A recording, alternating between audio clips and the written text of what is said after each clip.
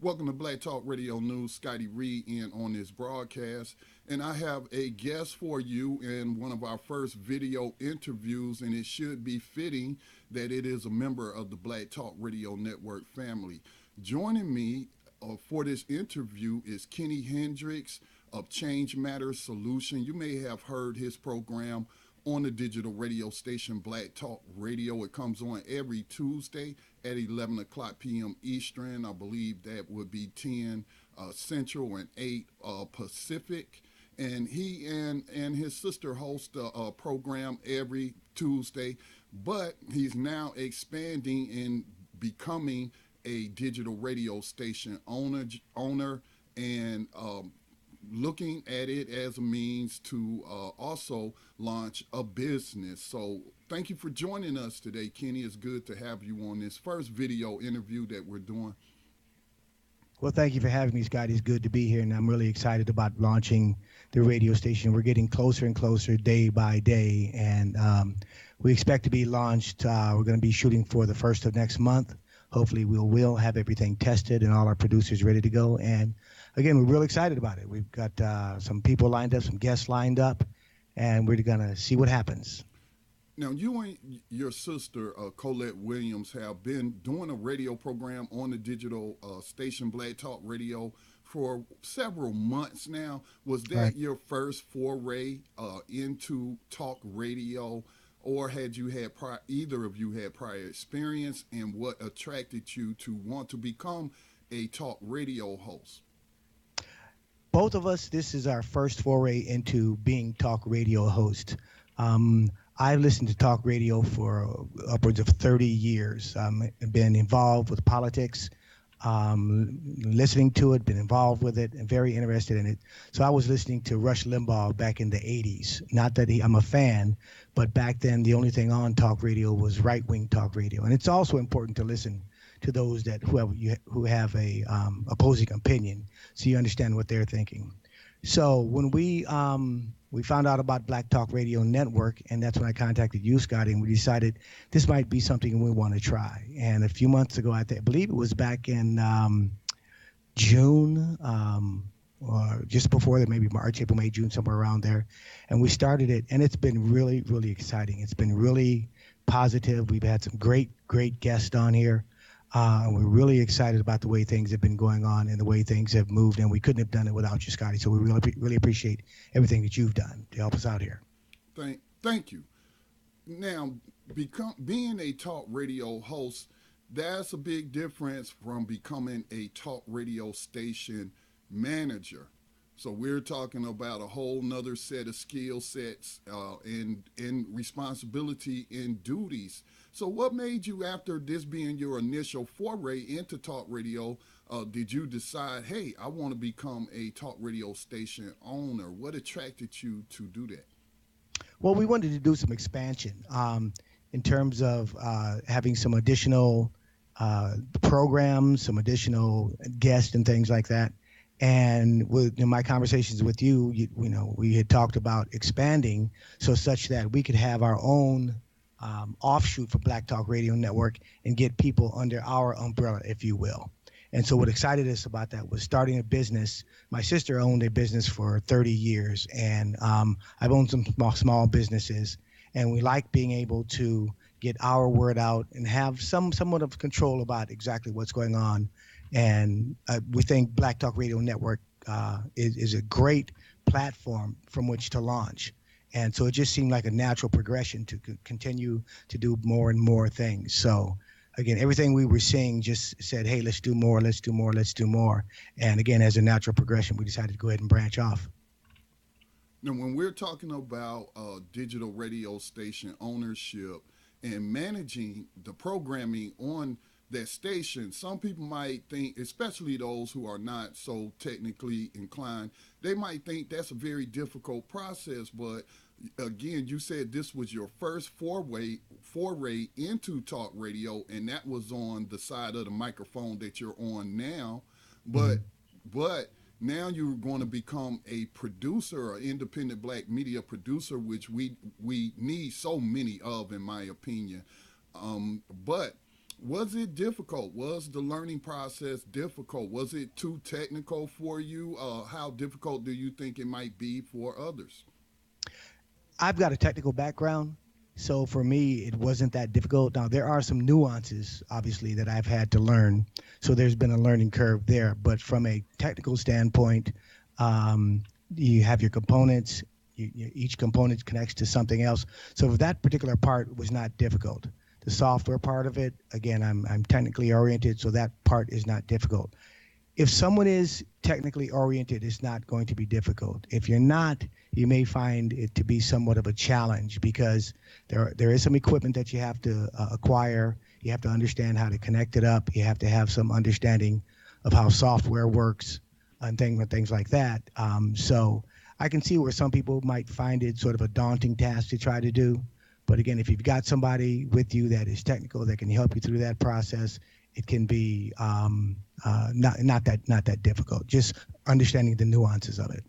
Speaking of which, the Black Talk Media Project, which is the managing organization of the digital radio and podcasting platform Black Talk Radio Network, the organization committed to doing 52 classes. It's 52 weeks in a year, so doing a weekly 2-hour class on Saturdays. That's from 1 to 3 o'clock p.m. Eastern time. And you actually participated in that because you had some, as you mentioned, some fine tuning to do.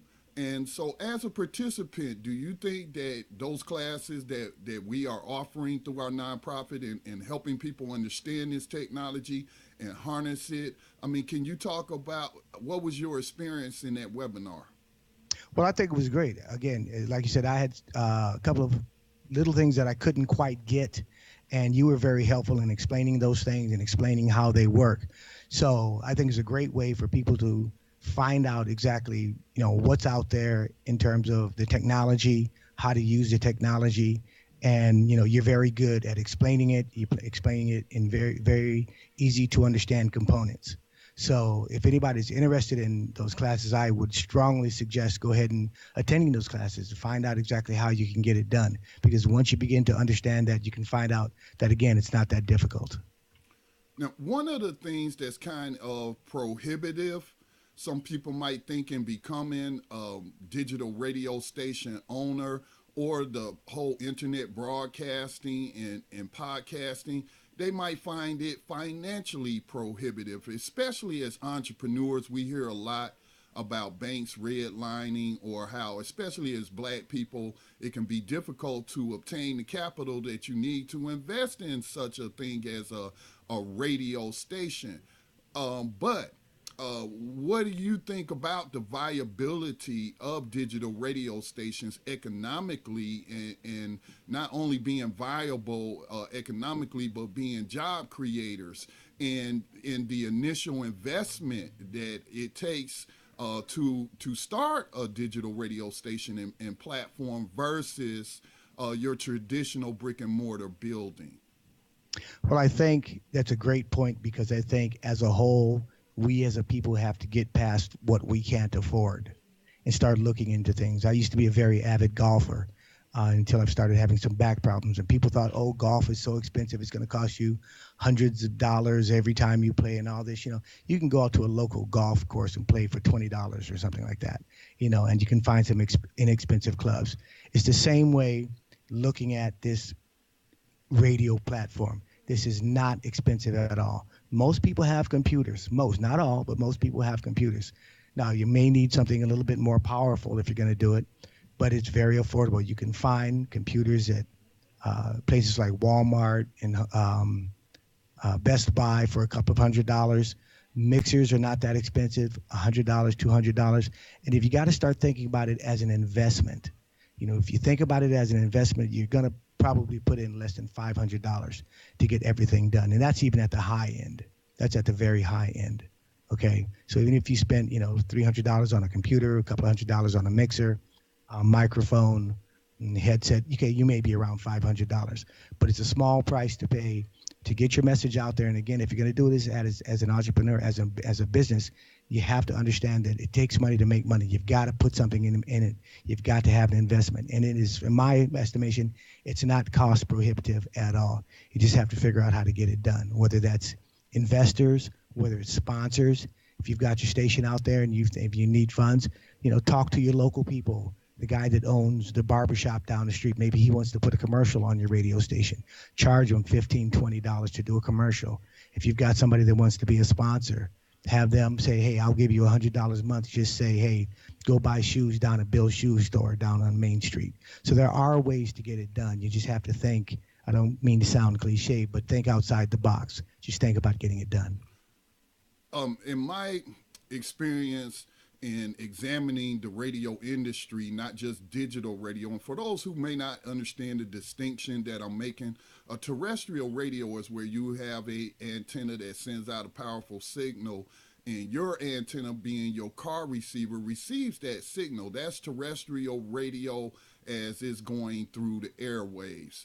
When we're talking about digital radio, we're talking about internet-based radio, where we have audio streams, I guess is the best way to describe them, that go out, and anyone with access to the internet can listen to them, even including on smartphones. So somebody might think in terms of, when you look at how much it costs for a traditional brick and mortar terrestrial radio station, all the red tape and that's required, go through the FCC, get the license, that costs money. The building, the brick and mortar, whether you're renting, leasing, maybe hopefully there's some people out there that might own.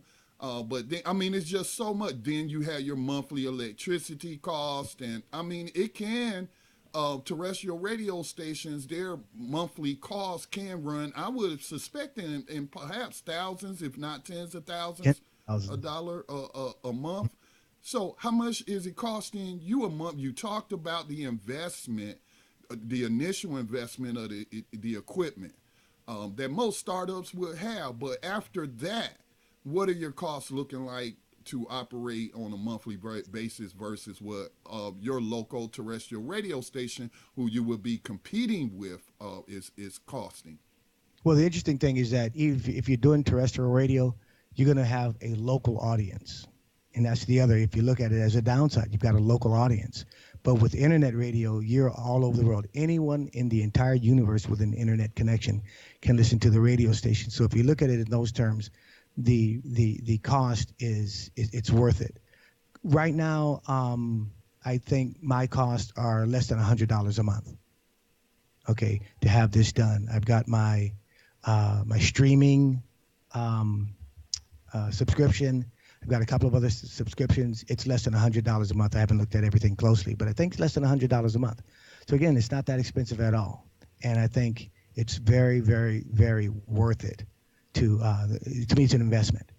It's an investment. It's just one of the best that I've done. Again, being so excited about this, being able to get the word out, having listened to talk radio for so long, and not hearing the messages I want to hear.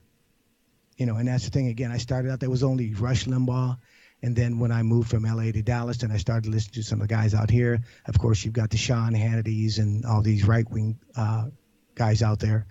And there are a few that are either liberal or progressive or left-wing, but not very many at all. So getting my word out is, to me, it's invaluable to be able to get this done like this. One last topic I'd like to cover before we wrap up this interview, and thank you again, Kenny, for taking time out of your day to speak with us and our audience. But you mentioned internet radio. One of the advantages it has over the terrestrial radio is that it's global. Terrestrial signal can only travel as far as, the power behind that signal. And those are limited and regulated. But internet radio is global. Anyone can tune in. I think on the station, we have people tuning in from over 150 different countries. But you mentioned localized media. That's the advantage of digital radio. But in terms of the lack of independent black media and being that organizing, I believe, is most effective at the local level.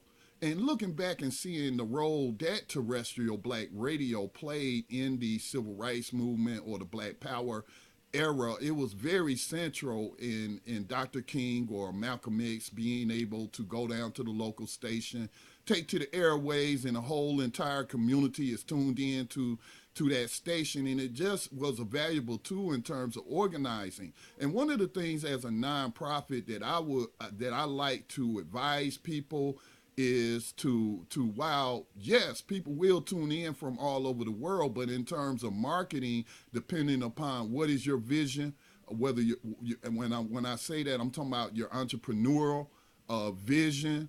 But I believe that it would be economically competitive on a localized level, but more importantly, the community needs that local news. They need to hear from those voices who may be putting in work in the community and organizing, but not necessarily being featured on your local corporate radio stations or television stations. So I think it just would provide a way for us to regain what we lost in terms of black radio ownership on a local level. Your thoughts?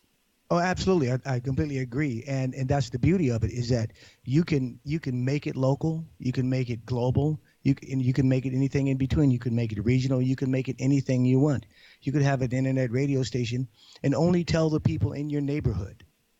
It may be the people in your homeowners association. It may just be the people in your subdivision. It may be the people in your city.